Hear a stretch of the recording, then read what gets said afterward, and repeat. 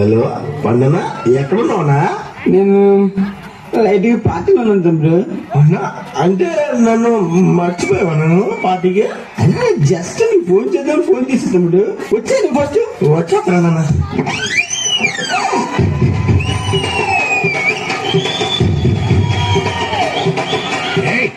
పండనా పండనా ఏంటన్నా పార్టీ పిలిచి నువ్వు పడుకుని పోతున్నావేంటనా? తమ్ముడు అలా తాగేసి వచ్చినట్టున్నాడు. తమ్ముడు మందు కావాలన్నా? రే తమ్ముడికి ఆ మందు